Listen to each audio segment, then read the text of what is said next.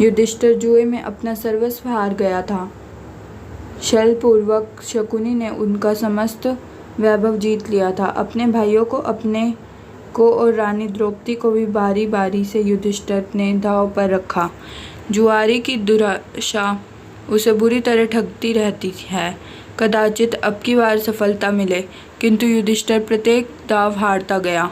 जब वह द्रौपदी को भी हार गया, जब दुर्योधन ने अपने छोटे भाई दुशासन के द्वारा द्रौपदी को उस भरी सभा में पकड़ मंगवाया।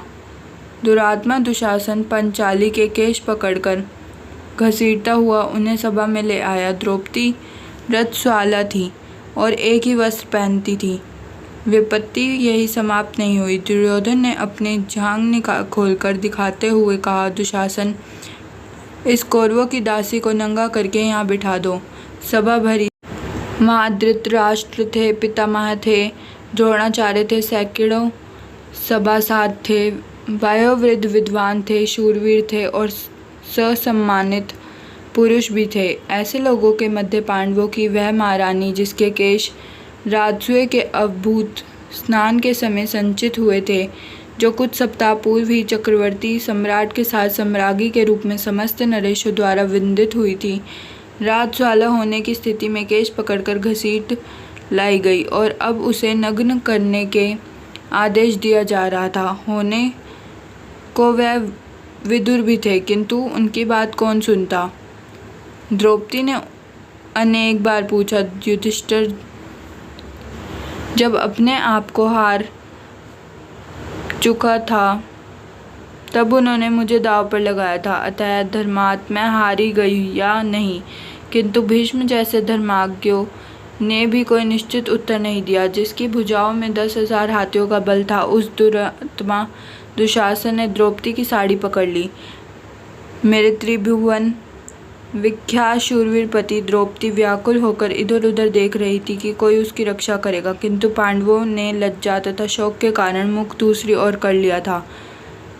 आचार्य द्रोण, पितामह भीष्म, धर्मात्मा कर्ण। द्रौपदी ने देखा कि उसका कोई सहायक नहीं। कर्ण तो उल्टा दुशासन को प्रोत्साहित कर रहा है और भीम, द्रोण और आदि बड़े बड़े धर्मात्माओं के मुख दुर्योधन द्वारा अपमानित होने की आशंका से बंद हैं और उनकी मस्तक झुके हुए हैं। एक वस्त्रा अबला नारी, उसकी एकमात्र साड़ी को दुशासन अपने बलपूर्वक मोटी भुजाओं के बल से झटके से खींच रहा है। कितने क्षण द्रौपदी साड़ी को पकड़े रह सकेगी। कोई नहीं, कोई नहीं उसकी सहायता करने वाला। उसके नेत्रों से जड़ी लगी हुई। दोनों हाथ साड़ी छोड़कर ऊपर उठ गए। उससे भूल गई राजसभा, भूल गई साड़ी, भूल गई शरीर। वह कातर स्वर में पुकार उठी, श्री कृष्ण द्वारकानाथ, देव देव, गोपीजन प्रिय जगन्नाथ, इन दुष्ट कौरवों के सागर में मैं डूब रही हूँ। दया में मेरा उद्धार करो। द्रौपदी पुकारने लगी, पुकारती रही, उस श्री कृष्ण को पुकारने लगी। उसे पता नहीं था कि क्या हो रहा है। सभा में कोलाहल होने लगी। लोग आश्चर्यचकित रह गए। दुशासन पूरी शक्ति से द्रौपदी की साड़ी खींच रहा था। वह हांफने लगा था, थक गया था।